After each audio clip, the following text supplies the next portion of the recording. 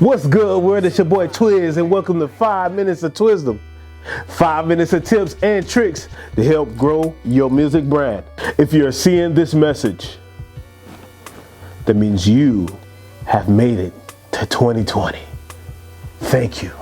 Thank you.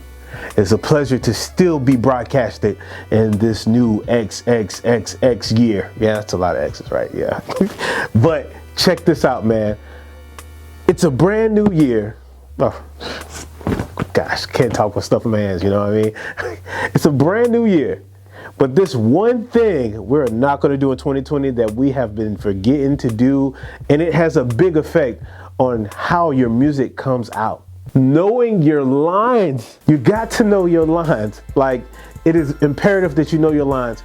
The benefits of actually knowing your lines, one, it saves you a whole lot of time, because when you're in the studio, you're supposed to already know your lyrics already. You're supposed to basically be already rehearsed it enough times for you to just let it flow. And you're only saying it a few extra times because you're tweaking it and you're trying to get into that sweet spot where you're spitting all your lines, hitting your marks and doing all the right things. And sometimes that takes a couple of times to warm up. It's almost like going to the gym. You don't just go with straight workout. You got to do some warm-ups before you get to that maximum level to where you're doing a bunch of things. You rehearse your lines. It'll save you time and money. You won't have to make these super long books just for one song, because really you should be knocking out a lot of songs when you're in a book session. That's 4 hours minimum. You can't complete a song in 4 hours, that's a problem. If you don't complete a regular rap song in an hour, come on, it's rap. Rap is not super hard rocket science. Now, if you start and do like really big projects, of course, that could take days sometimes, depending on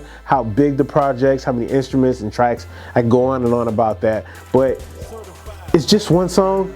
Know your lines.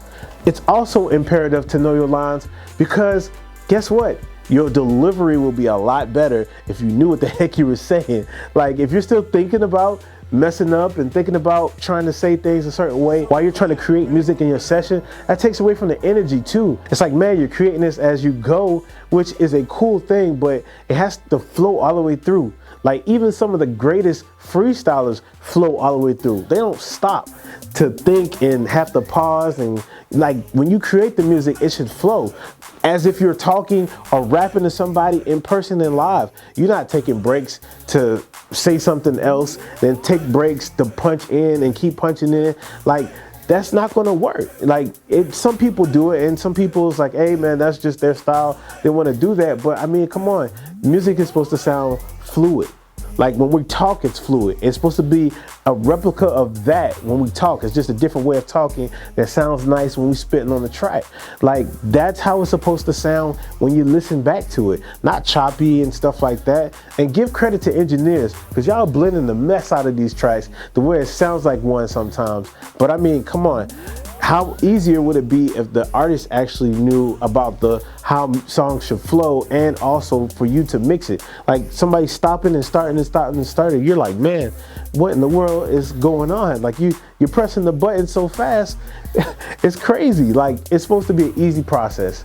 Making music is a smooth process. It's really not complicated. But this is why we educate ourselves to learn more ways on how to do this thing, because we need to be more efficient, because time is money. Just like you perfect how you say your verse, that will allow your delivery to be more on point, and then you have a style.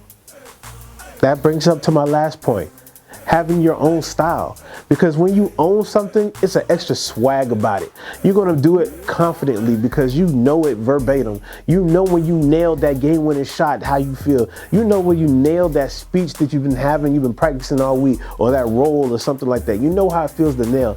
So when you nail it in the studio, there's no greater feeling than knowing that you nail everything that you had just created. Not having to start and stop all the time, but just really nailing it. It feels good, and it's gonna sound even better. A lot of times in my sessions, I've written my verse in that same studio session, but I allot me enough time in that session to go ahead and memorize and spit it. And even sometimes then, it may sound decent, but it may not be at my best. So that's why I take it a couple of days to memorize it and to own it and rehearse it and come back and re-record it again. And the difference is like night and day.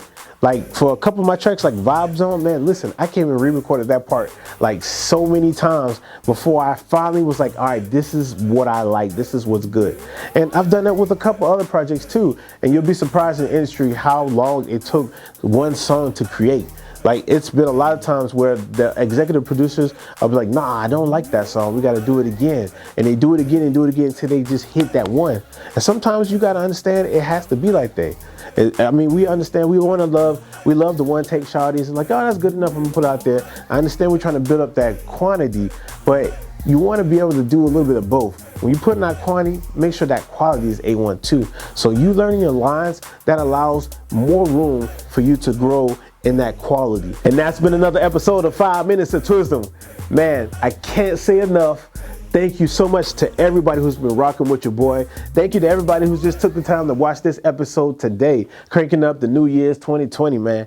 It's gonna be some really great tips and tricks coming your way soon. Please believe it. We're gonna keep this thing rolling. All right, remember, without you, there's no me. And this is why I do this, man. It's your boy Twiz. It's 5 Minutes of Twisdom. I'm out. Certified.